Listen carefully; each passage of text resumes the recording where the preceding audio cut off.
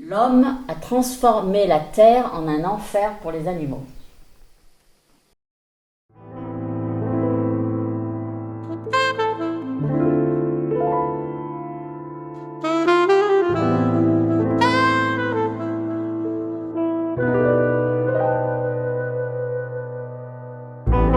Nord dans l'arbre champ, je veux faire le tour de la terre. Si tout va mal, je porte mes couches, je fais mes affaires. Ce soir je suis seul, je compte tous mes problèmes, ça m'empêche d'en faire. Yeux mouillés, sang sur le sol, c'est donc ça qu'on appelle l'enfer. Ce soir je suis seul, je suis une grâce statique. Sur la prod pendant 4-4-6, c'est céleste, y'a rien de magique. Va se booster dans le 4matic. Gros tadzik, mais même à 4 on est grâce ta team. Quand je rappe c'est tout fantastique. Sur l'alliance mais les élastiques. Ce soir je suis seul, je suis une grâce statique. Le soir tu fais fantastique, car un fantastique. Chinal du plastique, gros stick sur stick. T'as sur tâche, tu joues trop mal, je fais pas la passe. Brisé pour cette j'ai plus d'attache. Tu parles trop mal, tu fais tâche. Donc leur savent bien, je te paie en cash. Je ravale mon seum, j'ai trop la rage. Je vais step up, c'est le démarrage. Les disputes gros, j'ai plus l'âge. Je guette le whisky, prend de l'âge. J'ai si le bateau coup, je rentre à nage. Nord dans l'arbre champ, je vais faire le tour de la terre. Si tout va mal, je porte mes couches, je fais mes affaires. Ce soir je suis seul, je compte tous mes problèmes, ça m'empêche d'en faire. Yeux mouillés, sang sur le sol, c'est donc ça qu'on appelle l'enfer. On est dans nos traditions. Et la tradition, ça ne se touche pas. Donc on est rigide, psycho-rigide. C'est les traditions débiles que dénonçait Renaud dans l'Hexagone déjà il y a de nombreuses années. Donc on est dans la tradition. Il faut manger de la viande. La dinde à Noël, la dinde c'est à ça Noël, l'agneau à Pâques, et que sais-je encore. J'aimerais qu'on parle un petit peu de la tradition, du poids de la culture, qui est très fort en France. Les antispécistes peuvent être un peu effrayés, peuvent effrayer les antispécistes, oui, les militants de la cause animale peuvent effrayer parce qu'ils s'en prennent à une composante essentielle de la tradition française, la gastronomie, les terroirs. Déclarer le régime omnivore illégal, est-ce que ça ne serait pas nier quelque part une certaine histoire culturelle des civilisations humaines qui se sont construites sur une alimentation carnée? Est-ce qu'on n'est pas en train de renier la France quand on dit finalement qu'il faut arrêter le carnisme? Oui, ça c'est un point important en effet, parce que la France est renommée en effet pour sa cuisine. Eh bien, ce qu'il faut voir, c'est que pour les gens, la plupart du temps, la cuisine, la bonne cuisine ne peut contenir que des animaux. S'il n'y a pas d'animaux dedans, c'est pas de la bonne cuisine. Mais ce qui est en train de se passer, c'est que petit à petit, il y a la cuisine végétarienne et la cuisine végane qui est en train de se développer de plus en plus, et être appréciée de plus en plus. Par exemple, aux États-Unis, il y a une jeune femme que je connais très bien, qui a écrit un livre sur la cuisine indienne. Eh bien, son livre a obtenu le premier prix de cuisine aux États-Unis. C'était végétarien. Et pourtant, c'était extrêmement, tellement bon qu'elle a obtenu le premier prix de cuisine. Et là, récemment, il y a un restaurant vegan, j'ai oublié le nom, mais qui a eu le premier prix du meilleur restaurant. Donc, les gens pensent que seulement la cuisine qui contient de la viande peut être très bonne, mais la cuisine végétarienne et végane peut être très, très, très bonne. C'est pas ce que nous disent les gens, vous mangez de l'herbe, vous mangez des pierres. Non, ça peut être très très bon, c'est en train d'être développé de plus en plus. Même quand on va justement chez Soramps, ici à Montpellier, vous voyez des livres de cuisine, et parmi les livres de cuisine, vous voyez des livres de cuisine végétarienne, des livres de cuisine végane. Donc il y a en effet toute une très très bonne cuisine qui est en train de se développer. Et on peut également, beaucoup des recettes connues dans la France entière, peuvent être un petit peu végétalisées. Eh bien, dans une caserne de militaires, ils ont servi au repas une choucroute et, sans rien dire, ils ont mis des saucisses végétariennes au lieu de mettre les saucisses de cochon. Et personne ne s'est rendu compte de rien. Personne ne s'est rendu compte de rien. Donc, on est totalement d'accord que la gastronomie française, il faut la garder, mais en même temps, tellement de choses peuvent être végétalisées très facilement. Moi, par exemple, je fais un plat qui est très connu, à l'époque de ma grand-mère c'est connu, je ne sais pas si c'est encore connu maintenant, à base de pois cassés, ben, j'ai simplement, avec des saucisses dedans, ben, moi j'ai simplement refait la même recette, j'ai mis les saucisses végétariennes dedans et c'est super bon et tout le monde aime. Donc il y a beaucoup de recettes, bon pas toutes, mais il y en a beaucoup qu'on peut garder. Et il y a une de nos militantes justement qui adore faire la cuisine, qui a créé un site internet qui s'appelle Jardin Végan et qui a un énorme impact. Elle a beaucoup de contacts avec toutes sortes de gens dans la politique, dans la société et tout ça. Et elle a beaucoup d'impact parce qu'elle ne fait qu'à travers la cuisine. C'est-à-dire, elle reprend toutes les recettes archi connues, super bonnes, que tout le monde adore. Toucher la corde sensible, voilà. L'estomac. Et elle a développé des recettes où la viande est remplacée, qui sont tellement bonnes que son site reçoit des millions de vues. Et elle a amené des tas de gens à devenir végétariens, mais à travers la cuisine. Pas à travers la question animale, la question de la souffrance animale, mais à travers le goût de la cuisine. Donc non, on peut très bien faire de la très bonne cuisine sans rejeter la gastronomie française. Après, ça dépend de chaque personne. Moi, je sais que je suis arrivé à l'animalisme d'une façon très égoïste et par rapport à ma santé. Je savais que je mangeais n'importe quoi, je prenais du poids, je me dis je suis en train de me niquer la santé. On nous fait bouffer n'importe quoi dans les grandes surfaces. Et c'est après j'ai dit tiens, mais il y a une alimentation sans animaux qui existe. Pour moi, vegan, je connaissais même pas. Végétarien, pour moi, c'était les extrémistes déjà, les végétariens à l'époque. Hein. Et en m'intéressant au sujet, j'ai regardé les enquêtes, je me suis intéressé à la cuisine, ce qu'on pouvait cuisiner. Je commençais à m'acheter les premiers ingrédients que je ne connaissais pas avant. À les cuisiner, je dis merde, finalement je les mange, je suis toujours là, j'ai pas l'air d'être faible, je digère mieux, tout a l'air d'aller mieux. Puis après, j'ai continué, puis je suis devenu. Vous êtes plutôt. On voit actuellement toute une tendance de l'industrie agroalimentaire de fabriquer des substituts finalement à la viande, et des substituts qui se rapprochent furieusement par exemple d'un steak, on pourrait y croire, etc. Est-ce que vous pensez qu'à terme, on pourra arriver à mimer le goût très spécifique des sucs caramélisés de la viande, parce que c'est ça qui attire beaucoup dans la viande, en plus de la texture au moment de la manducation, mais ces sucs un peu caramélisés sont ceux qui semblent être attirés tout de suite. C'est l'odeur du michoui, l'odeur du barbecue, etc. Est-ce que vous pensez qu'on pourra arriver à... Ça, je ne sais pas exactement. Je sais qu'à Paris, il y a un magasin qui s'appelle la boucherie végétarienne. Parce que justement, ils se spécialisent dans la production de produits qui ressemblent le plus possible au goût de la viande. Donc maintenant, je ne sais pas si on peut arriver à avoir quelque chose d'aussi semblable. Hein.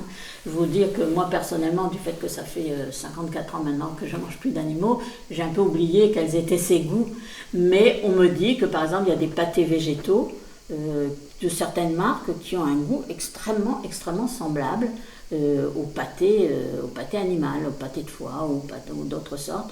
Donc j'ai l'impression que beaucoup des saucisses végétariennes qu'on peut trouver dans le commerce sont assez semblables au goût original.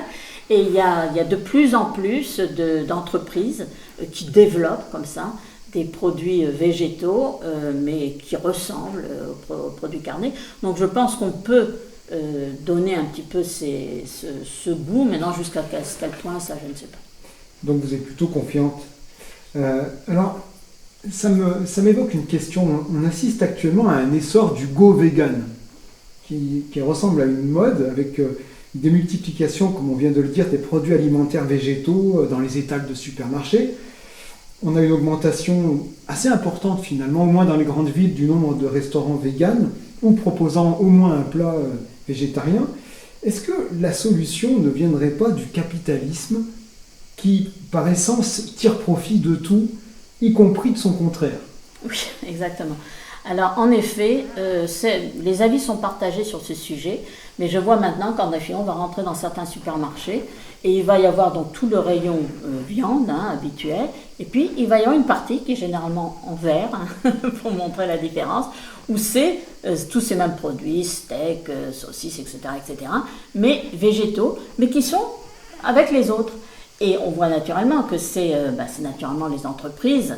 Il y a eu le Gaulois qui en fait, il y a plein d'entreprises qui normalement ne font que de la viande, qui se mettent à faire des produits végétaux. Donc c'est sûr, qu'ils se disent il y a de la clientèle, eh ben, on va en profiter.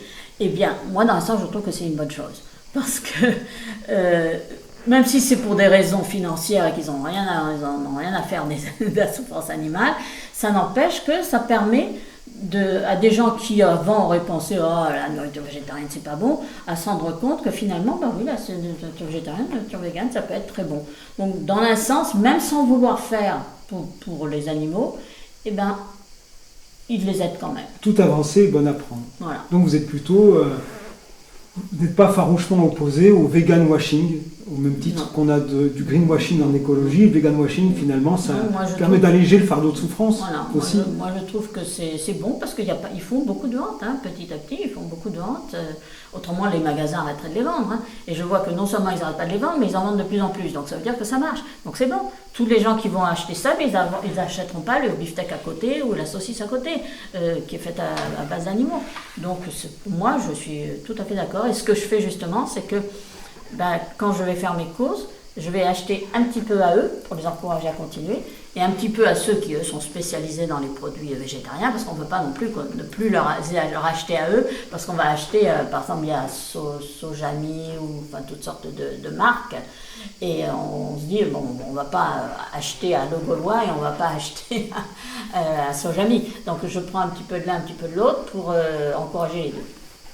Et si on devait revenir au péché originel, en fait, le point de départ, quel était le point de départ pour vous, le sens de l'engagement, en fait, l'impulsion initiale? Je m'en souviens bien.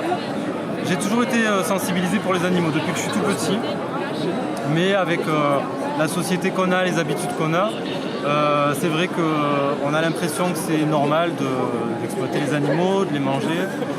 Et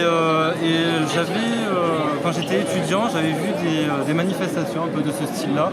C'était sur un thème, je ne sais plus lequel, mais c'était un thème animaliste. Et ça avait commencé à me faire un petit déclic.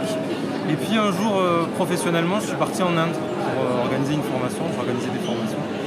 Et là, je me suis rendu compte que tout le monde là-bas était végétarien. Et je me suis dit, mais en fait, oui, c'est possible. C'est vrai que nous, en Europe, on a l'habitude de manger de la viande. Mais en fait, on peut arrêter. Et donc, dès que je suis rentré, je suis allé voir une nutritionniste. Je lui ai dit, voilà, moi, je veux arrêter de manger de la viande, mais je ne veux pas avoir de carence. Donc, je lui ai demandé de m'expliquer ce qu'il fallait que je mange. Donc, elle m'a expliqué les légumineuses, etc. Donc, j'ai été végétarien. Ça fait à peu près 8 ans que je suis végétarien. Et puis après, je suis passé au véganisme. Alors, au-delà de l'alimentation carnée, certains s'inquiètent de ce qui pourrait advenir, par exemple, des chevaux, si l'on met fin à l'équitation, qui, rappelons-le, nécessite d'utiliser morses, éperons, cravaches lors du dressage. Alors, comprenez-vous que ces traditionalistes appellent à résister à la vulgate animaliste? Oui, alors ça, en effet, c'est une question assez compliquée, parce que il y a de tout temps, naturellement, l'humain a utilisé les animaux pour faire ce qu'il n'était pas capable de faire lui-même. Comme dans le temps, c'était les bœufs qui traînaient à la charrue. Dans certains pays, c'est les ânes qui transportent des choses, toutes sortes de fardeaux sur leur dos, etc. Il y a maintenant les courses de chevaux et tout ça. Alors c'est un peu difficile parce que dans certains pays, en effet, l'utilisation animale est pratiquement essentiel pour la survie des humains. Et là, c'est difficile de dire oui ou non. Par contre, il y a dans les sociétés modernes une utilisation des animaux qui n'est absolument pas nécessaire et qu'il faudra arrêter. Par exemple, les courses de chevaux.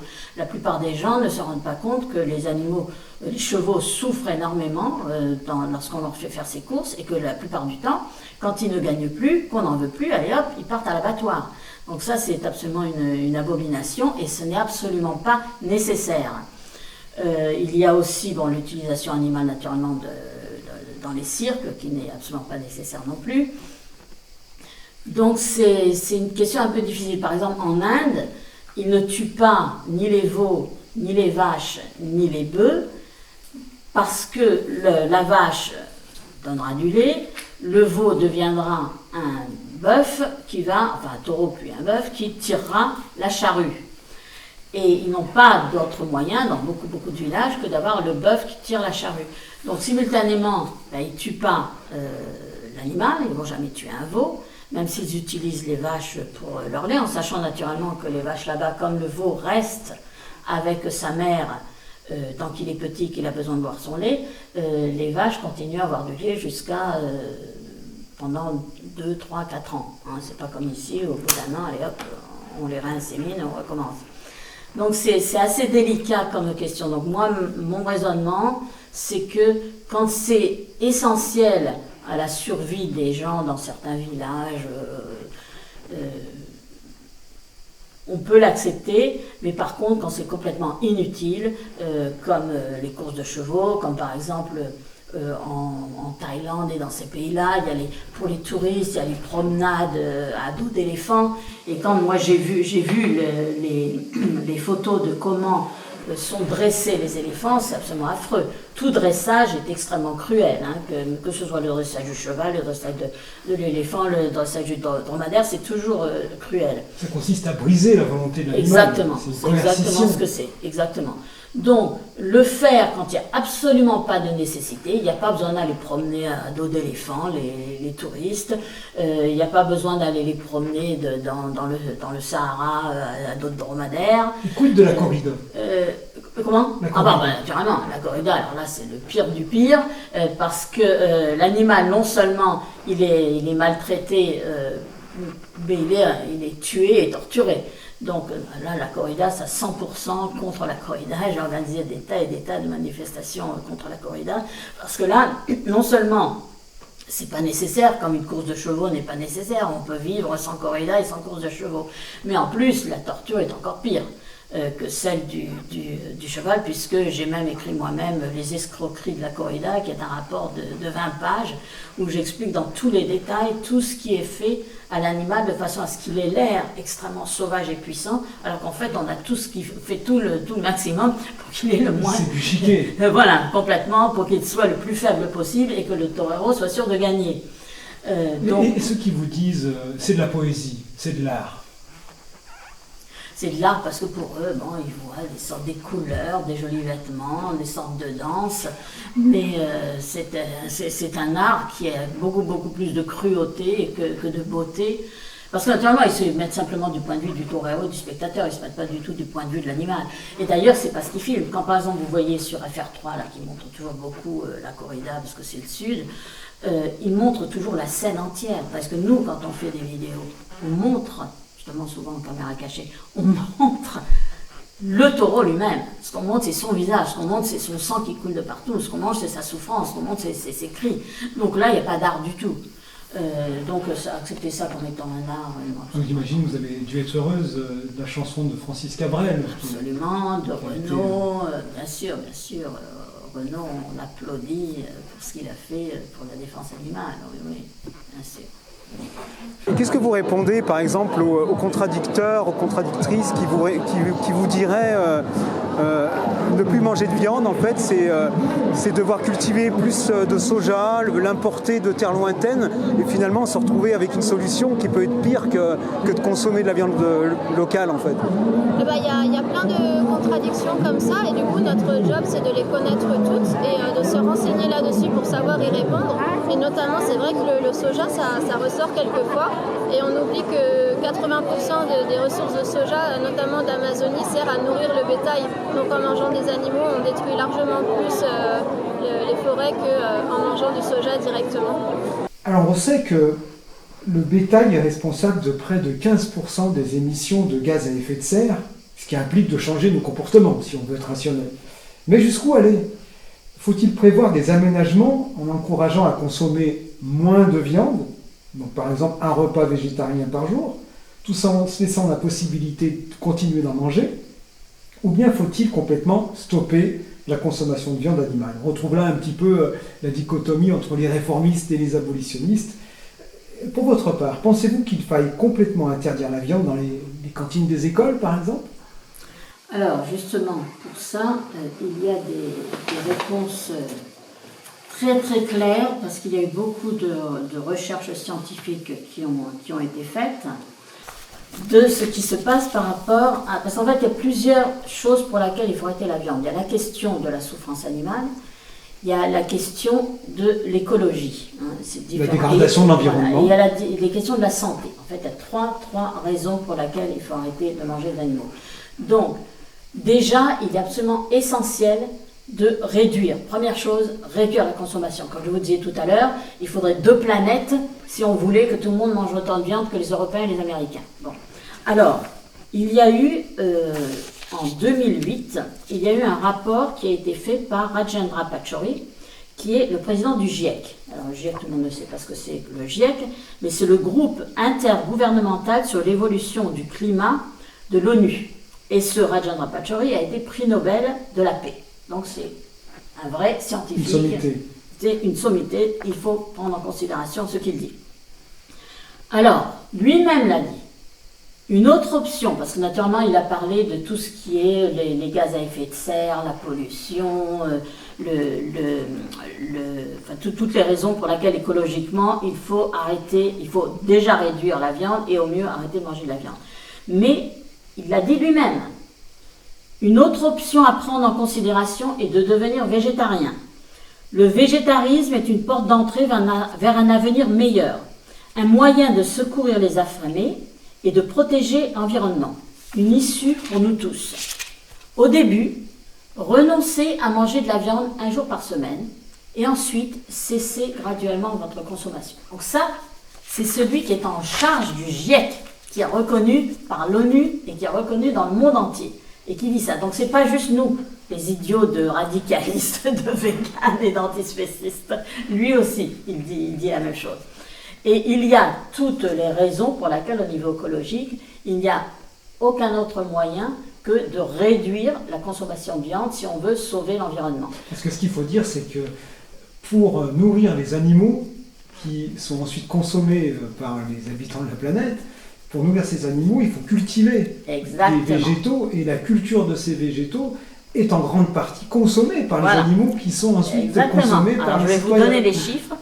70% des terres cultivables du monde servent à la production de viande. 70%.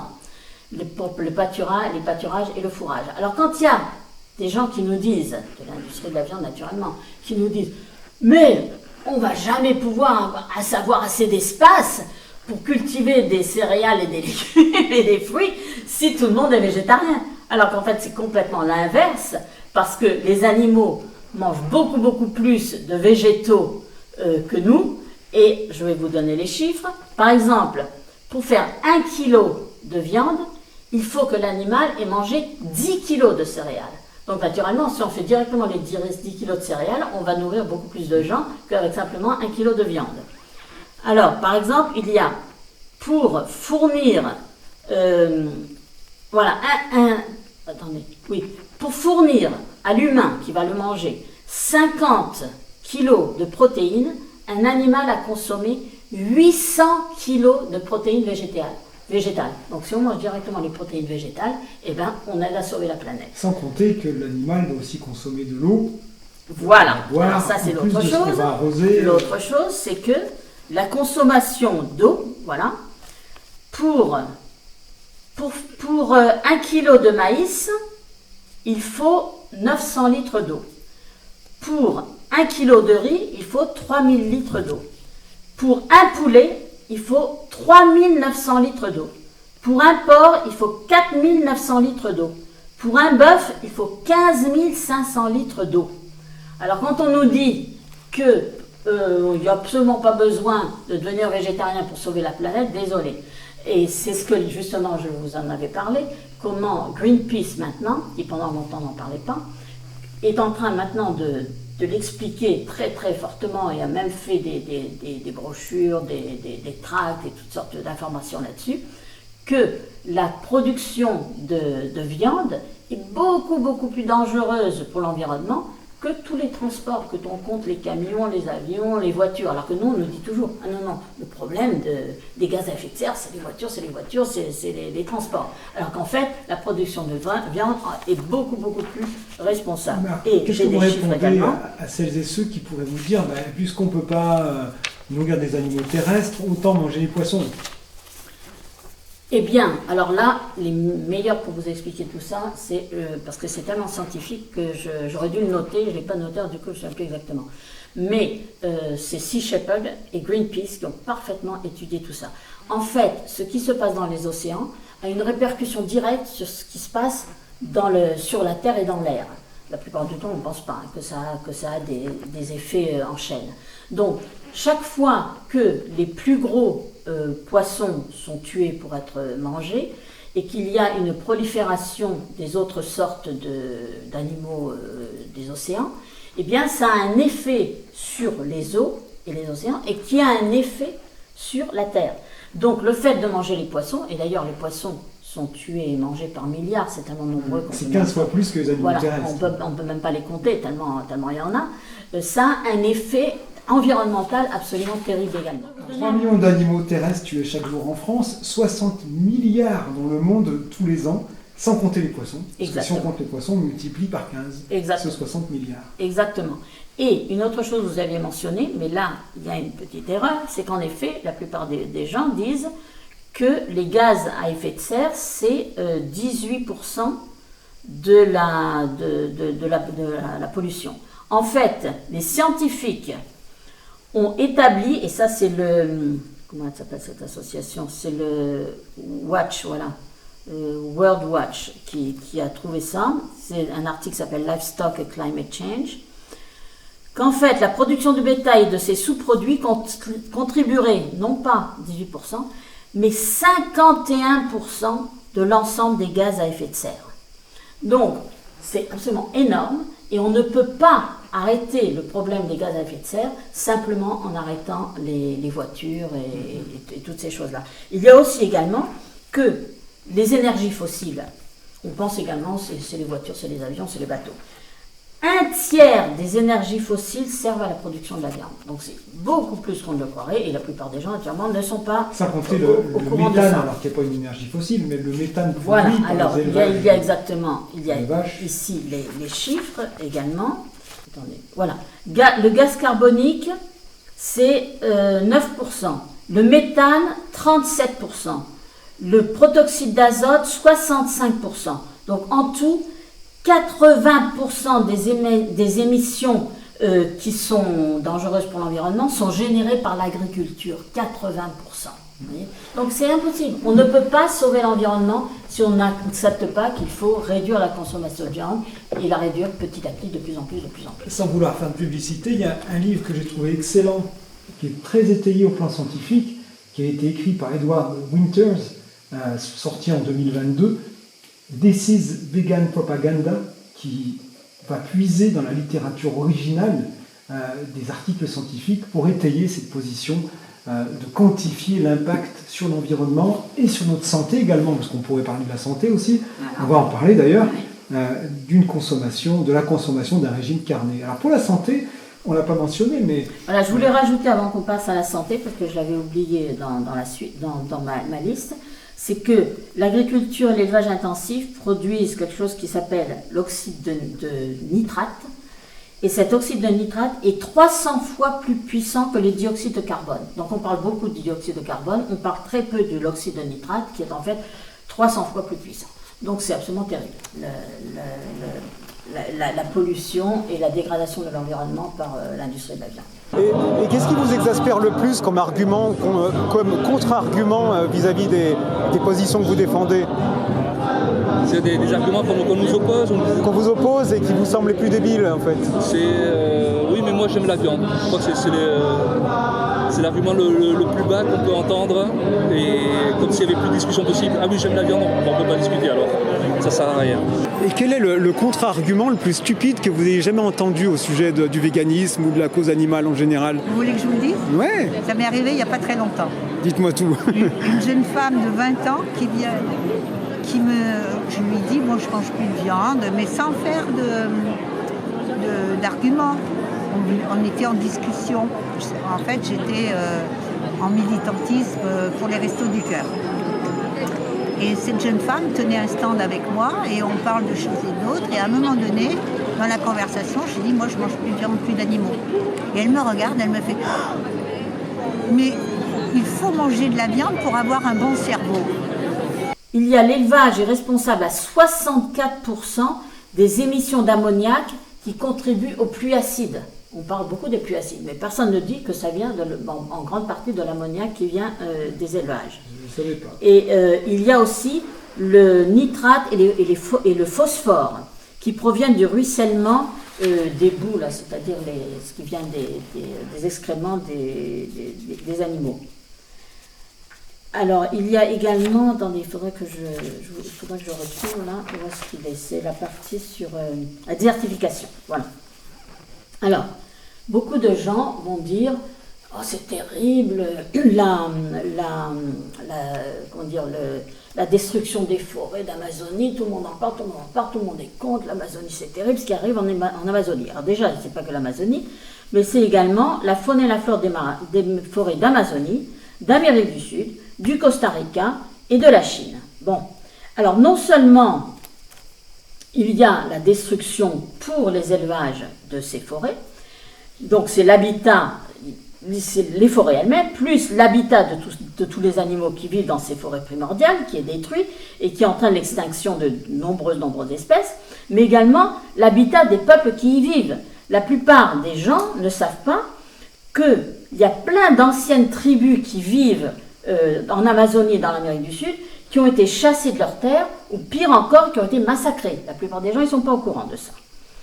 Et il y a également le fait qu'à force de produire du soja et toutes sortes de produits pour nourrir les animaux du monde entier, en particulier des États-Unis et de l'Europe, eh bien, il y a chaque jour 125 km² de forêts humides qui deviennent désertiques, parce que les gens, ils ne savent pas ça. À force de faire l'agriculture intensive, ça rend désertique, ça désertifie les terrains.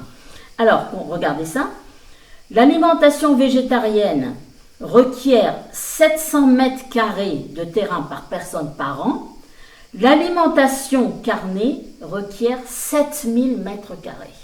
Donc là, on a les chiffres, on a la science, on a les preuves. Qu'il n'y a pas d'autre moyen que de réduire la consommation de viande et au mieux de la finir complètement si on veut sauver la planète. Mais les gens ne sont pas au courant. Il y a un hélicoptère de la clinique de Ganges, la clinique humaine de Ganges, qui est passé. On entend aussi que le fait que les populations humaines grignotent sur les territoires des animaux sauvages, ça peut favoriser la transmission de pathogènes qui étaient cantonnés en fait à ces espèces animales qui se retrouvent transmises aux populations humaines. Ça, je l'ai encore entendu, je suis absolument ravie de ce que j'ai entendu, enfin ravie moyen, mais très clairement, les virus ne sont pas le fait de malchance. Ils sont le fait, notamment le Covid, du fait que les animaux n'ont plus de place, qu'ils adoptent un comportement différent et que effectivement ils nous transmettent des virus que logiquement ils ne devraient pas nous transmettre si on leur fichait la paix. Et donc apparemment au niveau virus c'est bien croissant, là on s'attend, le Covid ça a été une inauguration visiblement. Alors moi j'aimerais qu'on parle un petit peu de la santé aussi, parce que de ce que je comprends, il y a deux grands périls qui sont associés au carnisme finalement. Si on reprend le terme inventé par Mélanie Joy, oui, très bien. Le carnisme. J'ai lu son livre, très très bien. Alors ces deux grands périls sont d'une part le fait que la concentration, l'élevage concentrationnaire des animaux fait que ces animaux tombent plus fréquemment malades et peuvent nous transmettre des zoonoses. Surtout que ces animaux vont contracter des virus qui peuvent être transmis aux humains, mais aussi ces animaux sont traités par des antibiotiques et ça va générer des résistances, et ces résistances qui sont générées vont nous impacter directement en cas de pathologie. Voilà, donc c'est pas un pari tout à fait sensé que d'utiliser des antibiotiques à large échelle dans les élevages animaux, puisqu'on se prive finalement d'une médication potentielle pour nous humains. Exactement. Donc on a ce premier type de péril, et on a un deuxième type de péril qui serait lié au fait qu'en grignotant, là vous avez parlé de déforestation, en grignotant sur les écosystèmes qui sont normalement ceux des animaux sauvages, on favorise la transmission notamment de virus d'espèces animales sauvages jusqu'aux animaux de rente. Voilà, et exactement. ce faisant, on ouvre la brèche pour remonter jusqu'à l'humain. Est-ce que j'ai juste en disant ça ? C'est exactement ça. Ceux qui, les militants, là, que ce soit aux États-Unis, en France ou ailleurs, qui ont fait des enquêtes dans les élevages, ils ont filmé la quantité de médicaments, d'antibiotiques et toutes sortes de médicaments qu'on donne aux animaux d'élevage. La plupart des gens ne le savent pas, mais quand ils s'avalent ces produits laitiers ou bien cette viande qui vient de ces animaux, ils s'avalent en même temps tous ces produits chimiques, tous ces médicaments chimiques que ces animaux ont avalés. Donc ça, c'est extrêmement dangereux. Par exemple, beaucoup de gens ne le savent pas, en France, il est interdit de donner des hormones. Non, ça s'appelle des hormones ? Oui, des hormones, oui, des hormones aux animaux d'élevage pour les faire grossir plus vite. Alors que c'est légal aux États-Unis. Eh bien, une partie de la raison de l'obésité de quand même 60% des Américains, qui sont soit trop gros, soit carrément obèses et extrêmement obèses, c'est dû au fait, en partie, que toutes ces hormones qu'on donne aux animaux pour qu'ils grossissent plus vite, quand les humains les mangent, ça les fait grossir plus vite également. C'est pour ça qu'il y a une telle quantité d'obésité aux États-Unis qui permet les hormones dans les élevages, alors qu'on l'a beaucoup moins en France où c'est interdit. Enfin, j'espère que ça continue d'être interdit. Et tous ces médicaments, en effet, on les retrouve après dans notre corps quand on mange les animaux. Et comme vous l'aviez dit pour les antibiotiques, et oui, on avait découvert ce médicament merveilleux, les antibiotiques, et maintenant, petit à petit, les différents antibiotiques ne sont plus utilisables à cause du fait qu'on les donne aux animaux et que donc après ils n'ont plus d'effet sur les humains. Donc c'est tout à fait juste. Et vous aviez fait un troisième point qui était très juste également, c'était... Sur les animaux sauvages. Voilà, sur les animaux sauvages, voilà. Tous ces virus qui sont en train de se répandre dans le monde entier depuis de très très nombreuses années, viennent tous des animaux. Et ils viennent des animaux parce que les animaux vivent dans ces élevages industriels.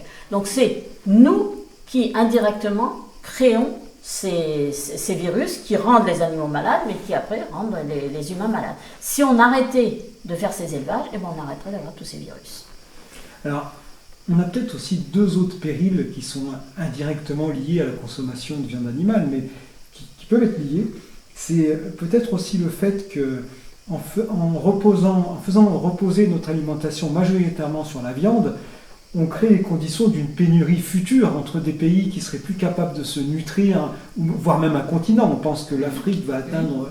qu'on aura 10 milliards de population humaine, dont 40% en Afrique, ce qui va poser des problèmes de consommation de régime alimentaire. Donc en faisant reposer l'alimentation uniquement sur un régime carné, on crée la possibilité de pénurie. Qui dit pénurie dit famine. Exactement. Qui dit famine dit guerre d'une part, déplacement de population d'autre part. On ouvre la voie à des problèmes géopolitiques qui sont quand même assez énormes. Et il y a eu un exemple il y a pas mal d'années, c'était en Éthiopie. Il y a eu une famine en Éthiopie. Et bien, pendant qu'il y avait cette famine en Éthiopie, l'Éthiopie continuait à fournir des grains pour nourrir les animaux d'élevage de l'Europe. Et pendant ce temps-là, les pauvres gens d'Éthiopie ils étaient en train de mourir de faim. Et ça se produit extrêmement couramment. Donc c'est absolument terrible. Oui, indirectement, la consommation de viande complètement, trop forte qu'il y a dans les pays riches, l'Europe, l'Amérique et tout ça, est indirectement responsable des famines dans ces pays-là. Parce que les gens là-bas, ils sont encouragés, au lieu de faire leur agriculture habituelle pour nourrir leur pays, on leur fait faire simplement de l'agriculture intensive qui après va être vendue à l'Europe et à l'Amérique. Et pendant ce temps-là, les gens, ils meurent de faim. Donc, alors, on a encore une sorte d'exemple de dissonance cognitive, mais à large échelle. Est-ce que les militants de la cause animale ne seraient pas tout simplement des hyperlucides ? Exactement. Et ça, on reprend ce que disait Schopenhauer, qui ensuite a été repris par Gandhi et ensuite repris par beaucoup d'autres. C'est que quand il y a une cause, au début, on l'ignore. Nous, la cause animale, au début, on les ignorait totalement. Après, on la ridiculise. Moi, je suis passée par cette période où on était ridiculisé. Après, on nous attaque. Maintenant, parce qu'on a des résultats, on est attaqué justement par toutes les entreprises de la viande, etc. nous attaquent à fond parce que justement, on commence à avoir des résultats, ils nous attaquent. Et après, ce que nous disions est accepté comme évident. Donc nous, on en est à la période où ils nous attaquent et bientôt viendra un moment où ce sera accepté comme évident. Vous parlez d'attaque, qu'est-ce que vous pensez par exemple de la dernière phrase d'un des détracteurs les plus virulents de la cause animale, à travers d'un livre écrit, sorti il n'y a pas très très longtemps, L'animalisme est un anti-humanisme de Jean-Pierre Digard, qui termine son livre en écrivant... il parle de lucidité aussi. Toutes ces questions doivent enfin être posées, examinées avec pragmatisme, lucidité et courage, en veillant à ne jamais quitter le terrain des faits et de l'information scientifiquement fondée pour celui dangereusement mouvant de la communication, de la stratégie marketing, faute de quoi l'animalisme ne cessera de gagner du terrain et l'élevage d'en perdre. Donc là, clairement, on a quelqu'un qui est pour le fait que l'élevage se maintienne, voire croisse, et contre le fait que la mouvance animaliste se développe. Comment expliquer ce type d'attitude ? Eh bien, comme ils n'ont pas d'arguments scientifiques et valables contre ce que nous disons, parce que c'est scientifiquement prouvé, eh bien, ils ressortent avec des arguments qui n'ont aucune valeur. Je vous donne un exemple où ils expliquaient comment il avait été découvert, ils en ont reparlé récemment, il y a quelques jours, que la charcuterie est carcinogène. Voilà, la déclenche des cancers. Est carcinogène. Voilà. Et ça avait été dit il y a 2 ans, ils en avaient beaucoup parlé, c'était des scientifiques qui disaient que c'était carcinogène à cause des nitrates qui deviennent des nitrites dans le corps quand c'est mangé par les humains. Et ils en reparlent encore maintenant, c'est à nouveau attaqué. Eh bien, ils sont allés chercher des experts médecins. Et moi, j'ai entendu ce que disait l'expert médecin. Alors là, il fallait le faire. Il a dit qu'il n'y avait absolument aucun problème avec la viande rouge, il n'y a aucun problème avec la charcuterie, et que par contre, c'est l'alimentation végétarienne qui est dangereuse, parce que les végétariens, ils mangent beaucoup de fruits, et les fruits, c'est plein de sucre, donc c'est très mauvais. Voilà où ils en sont. Alors voilà l'argumentation qui va. Il y a énormément d'études qui prouvent aujourd'hui que le régime végétarien, végétalien, vegan est meilleur pour la santé. Non seulement il ne cause pas tous les troubles qu'on a décrits, mais en plus il serait meilleur. Et il est meilleur. Et la preuve, c'est qu'ils disent toujours, quand ils mettent des publicités à la télé là, pour des mauvaises choses comme le Coca-Cola ou autre, ils disent toujours manger 5 fruits et légumes par jour. Alors, on nous dit sans arrêt manger 5 fruits et légumes par jour, mais lui il vient nous dire non, les fruits, attention, dangereux les fruits, dangereux pour la santé.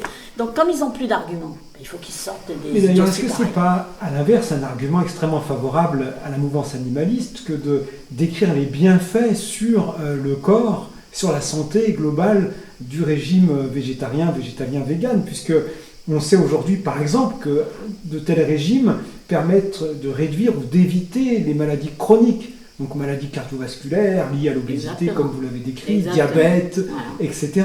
Et alors, moi, ce que je trouve fascinant, c'est qu'en jouant sur un seul levier, l'alimentation, on arrive à prévenir tout un ensemble de pathologies. Exactement. Et j'en suis l'exemple que j'ai 72 ans et je ne suis jamais malade. Alors que je vois tellement de gens qui ont mon âge, qui ont telle maladie, telle ceci, telle cela, je vois même parmi mes frères et sœurs, et certains même qui en sont décédés, alors que moi je ne suis jamais malade. Mais d'ailleurs c'est l'occasion de le répéter, le régime végétarien, végétalien, vegan apporte tous les nutriments lorsqu'il est bien conduit au développement du corps, à la santé de l'esprit, au fait de pouvoir déambuler et de vivre sa vie pleinement. La preuve, c'est qu'il y a 700 millions de végétariens en Inde. Moi qui ai vécu en Inde, je vous dis, ils ne sont pas tous gringalés, mourants de faim. Ils sont tout à fait normaux, ils sont comme nous tous, ils sont en bonne santé, ils travaillent comme nous tous, ils n'ont aucun problème de santé et ils sont végétariens depuis leur naissance et ils ne sont pas 5% de la population comme nous en France, ils sont 700 millions. Qui sont comme ça. Donc c'est complètement ridicule cette argumentation. Et c'est pour ça qu'ils sont obligés de sortir des arguments ridicules parce que des vrais arguments, ils n'en ont plus. Alors elle, normalement elle n'est pas là, mais elle, c'est une rescapée de 4 cigognes qui ont été, je suis allée la chercher sur Larzac, qui ont été électrocutées sur le Larzac d'Oreljeune Cigogno, qui était en migration. Et elle n'a pas été électrocutée, c'est un shockling comme leg.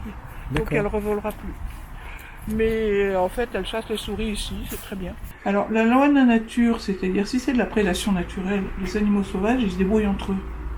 Mais je suis pas sûre qu'une voiture qui casse une patte à un hérisson, ça soit la sélection, ça soit naturel. Je suis pas sûre que quand il y a un chantier à la place d'un territoire à hérisson, ce soit naturel. Un rapace qui se fait tirer alors qu'ils sont tous protégés, c'est pas naturel. Une vitre qui n'est pas indiquée pour les oiseaux, c'est pas naturel. Un empoisonnement non plus. Donc majoritairement, les animaux qui arrivent ici, c'est pour des causes humaines. Alors là, premier passage. Si la domestication a pu être réalisée, c'est que les animaux concernés y ont en quelque sorte consenti et même participé. Eux aussi partisans du moindre effort, bovins, ovicapridés, porcins et équidés, ont vite perçu qu'en échange de leur liberté, ils s'assuraient nourriture régulière et protection contre les prédateurs. Et c'est le même auteur qui dit qu'il faut des faits scientifiques et il faut être extrêmement rigoureux. Ouais. C'est comme ceux qui disent que l'animal est heureux de... Il y en a qui disent ça. L'animal est heureux de se sacrifier pour l'homme. Voire même manger de la viande pour sauver la planète. Ah bon 2016. Ah, ça faut le faire alors. Là, ça, il faut le faire. On voit mal comment on pourrait, sans intensification, produire des animaux en quantité suffisante pour nourrir une population mondiale toujours croissante. Ben oui, voilà, c'est ça. Donc comment ils peuvent parler après de bien-être animal? Les animaux sont heureux dans les pâturages, c'est impossible, il faudrait 2 planètes. Ce principe est un corollaire de la supériorité de fait de l'espèce humaine sur les autres espèces. Voilà, ça c'est exactement ce qu'on appelle le spécisme, c'est que l'humain, il est fait pour dominer les autres. Et vous pensez quoi du mot de Descartes qui disait « Rendez-vous maître et possesseur de la nature » ? Non, non. Enfin, c'est ce que l'humain essaye de faire aujourd'hui, avec les conséquences qu'on a aujourd'hui et qu'on va payer très très cher. Alors, page 87. Nous ne devons aucun droit aux animaux en tant qu'individus sensibles ou non. Nous ne devons aucun droit. Est-ce qu'il a des comment dire, une réflexion, une preuve qu'on n'a aucun droit? Le but à atteindre est de mettre en phase les besoins des animaux et ceux des humains. Eh ben, c'est pas possible. Et les débouchés sont pour les animaux domestiques des produits et des utilisations. J'ai vu justement, une fois j'avais vu une émission sur les élevages industriels, hein, et puis les gens, les agriculteurs, quand ils en parlaient, ils disaient même pas les animaux, les poulets, ils disaient les produits. Ouais, les produits. Le produit, voilà, les unités. Le produit. Les unités. Voilà, c'est même plus... Ça, on va en parler de la chosification, de la réification. Oui. C'est intéressant aussi. Pour pouvoir manger, il faut transformer en choses. Oui. Et moi, je suis la génération consommation. Moi, je suis la génération plastique. Donc, nous, on ne nous a jamais habitués à respecter un animal, à part le chien, le chat. Une vache, c'était normal mais on m'envoyait beaucoup plus dans les prés qu'aujourd'hui. Donc, si vous voulez, on vivait avec Moi, j'ai assisté à l'égorgement des cochons. Je suis dans un milieu paysan. J'ai mangé du saucisson, j'ai mangé de la viande. Et quand on me dit, mais c'est trop bon, oui, c'est bon. Mais ça fait du mal. C'est bon pendant 5 minutes. Mais après, quand on réalise qu'on mange, c'est à vomir. Certains antispécistes comparent les abattoirs aux camps d'extermination nazis. Condamnez-vous cette comparaison ou au contraire, est-ce qu'elle vous paraît pertinente, utile? Alors, je sais en effet que certaines personnes le condamnent, et moi je le trouve totalement pertinent, et justement, je connais beaucoup de personnes qui sont juives. D'ailleurs, il faudrait savoir que beaucoup des militants aux États-Unis pour la cause animale sont des juifs. Et que le véganisme est très développé en Israël, d'ailleurs. Le pays, après l'Inde, le pays le plus végétarien et vegan au monde, c'est l'Israël, avec 13% de la population. Donc, ils battent tous les autres pays à part l'Inde. Mais cette comparaison avec la Shoah, est-ce qu'elle choque? Alors, justement, il y a des personnes que je connais, juives, et qui m'ont dit « Oh, c'est pas bien, on n'est pas d'accord de comparer avec la Shoah, parce que c'est chosifier mais descendre l'humain au niveau de l'animal. » Voilà. Alors qu'en fait, c'est l'inverse. C'est monter l'animal au niveau de l'humain. Et ça a été prouvé par le fait que c'est accepté, que c'est reconnu, qu'il y a des personnes qui sont juives, qui ont écrit des livres extraordinaires et qui le disent. Il y en a un en particulier qui s'appelle Isaac Bashevis Singer, c'est pas Peter Singer, c'est un autre, Il a écrit un livre fabuleux qui s'appelle Un éternel Treblinka. Ah, j'ai fait une faute tout à l'heure. Un éternel Treblinka, c'est Charles Patterson. C'est pas Isaac Bashevis Singer. Je comprends un peu. Isaac Bashevis Singer, c'est un autre livre, enfin je trouve quel est le titre. Je comprends un peu ce qu'on... Non mais c'était pour la question. Oui, sur les camps d'extermination. Et donc il a, lui, qui est juif lui-même, qui a connu des horreurs dans sa famille et tout ça, qui utilise le terme de comparer les camps de concentration des humains aux camps de concentration des animaux. Donc moi je suis totalement d'accord avec cette comparaison. Et on a aussi l'idée que les Juifs savent depuis des millénaires ce que c'est que l'oppression finalement. Et moi je voudrais juste citer 2 phrases, l'une de Peter Singer dont on a parlé, pour les animaux tous les humains sont des nazis, et PETA en 2002 qui fait une campagne qui s'intitule L'Holocauste dans votre assiette. Exactement. Alors Primo Levi, vous aviez parlé de ne pas reléguer l'humain au même rang que l'animal, mais en réalité Primo Levi décrit comment les déportés par exemple se sentaient devenir des bêtes. C'est-à-dire en repassant par le stade de la compréhension animale, l'interprétation animale du monde, on arrive en fait non pas à rabaisser l'âme humaine, mais finalement à l'étendre. Voilà. C'est un petit peu ça. Oui, et ce qu'il faisait, c'était que justement, il considérait que les Juifs n'étaient pas au niveau de l'humain, ils le descendaient. Eh bien, maintenant, ils descendent l'animal au niveau de choses. D'ailleurs, pendant très longtemps, d'ailleurs ça l'est toujours, l'animal est au niveau, c'est un bien meuble. Ah, ça, on en parlera. Ça, on n'a pas encore ça, on en parlera. Alors, je voudrais juste, pour un petit peu poursuivre sur la Shoah, mais en allant sur un autre terrain, vous demandez, en plus d'être comparé à la Shoah, l'exploitation animale a également fait l'objet d'une comparaison avec l'esclavage. Même question que précédemment, est-ce que vous voyez des parallèles entre les 2 phénomènes ou est-ce simplement un moyen de faire réfléchir, de choquer ? Oui, il y a un parallèle avec l'esclavage parce que quand justement on va utiliser des animaux pas pour les manger mais par exemple pour les cirques, c'est des animaux esclaves, ils doivent faire quelque chose pour l'amusement des humains et comme l'esclave doit faire telle ou telle chose pour le plaisir de son maître, quoi. Donc oui, on peut comparer, moi je suis d'accord. Et qu'est-ce que vous pensez de la phrase de Marjorie Spiegel qui écrit, d'Alice Walker, qui est une militante féministe afro-américaine, qui a préfacé le livre La redoutable comparaison, justement, où Marjorie Spiegel compare l'exploitation animale à l'esclavage. Et Alice Walker, donc la militante féministe afro-américaine, écrit « Les animaux du monde ont leur propre raison d'exister.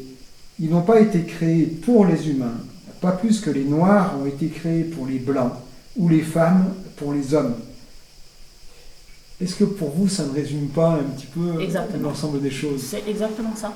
C'est ce que malheureusement, tellement de religions, sauf la religion indienne, considèrent que, c'est dans leurs écrits d'ailleurs, dans la Bible, dans tous ces écrits, c'est indiqué que l'animal a été créé pour l'homme. Non, l'animal, il vit pour ses propres besoins, pour lui-même, pas pour être utilisé par l'homme. Est-ce que vous nous dites finalement que les animaux, au même titre que ce qui a pu arriver aux Juifs, les animaux ne sont pas des infra-humains, ce ne sont pas des sous-humains, ce sont des animaux qui sont au bout d'un lignage du vivant et qui existent en eux-mêmes. Et ça, c'est encore une des belles choses au sujet de l'Inde, c'est que dans les écrits de l'Inde ancienne, j'ai traduit certains de ces livres, c'est pour ça que je connais bien, il est indiqué que le dirigeant du pays, à l'époque c'est des rois, parce que c'est l'Inde ancienne, l'animal est un citoyen. Il est considéré comme un citoyen. Et le dirigeant du pays, il doit s'occuper de l'animal de même qu'il s'occupe des humains. C'est un citoyen. On retrouve cette idée dans un autre livre connu dans la mouvance animaliste qui a été écrit par Sue Donaldson et Will Kymlicka, Zoopolis, où les auteurs émettent l'hypothèse d'animaux qui seraient nos concitoyens finalement dans les sociétés occidentales au moins. Est-ce que vous vous rattachez à cette pensée-là ? Oui. Totalement. Ce sont nos concitoyens, ils habitent la planète avec nous et ils ont le droit d'habiter la planète avec nous. On doit, nous, arriver à faire en sorte de pas trop tout utiliser de la planète, de façon à ce qu'eux aussi puissent l'utiliser. Oui. Et finalement, accorder des droits aux animaux, ça ne veut pas dire qu'on enlève des droits aux humains. Exactement. C'est une forme, encore une fois, de prolongement. Oui, oui. Bah, la preuve, regardez, nous, les végétariens, les véganes, on vit sans aucun problème sans manger les animaux et ça n'a rien enlevé au bonheur de notre vie, au contraire. Toujours sympa.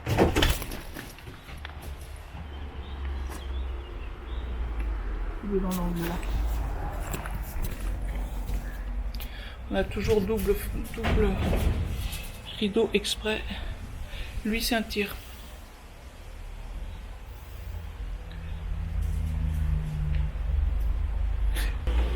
Donc vous n'êtes pas très fan de Descartes qui parlait de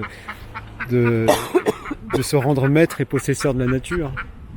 Mais de quel droit, qu'est-ce qu'ils vont faire de sa possession? Qu'est-ce qu'ils vont faire? Qu'il soit déjà maître de lui-même, on verra après. Hein. On n'est jamais que des animaux. Et je pense qu'on a besoin d'être un peu plus sensible et d'être un peu plus soucieux de ce qui nous entoure. Il y a plein de gens qui, sans le vouloir, ne savent absolument pas, par exemple, que leur jardin est habité par des hérissons.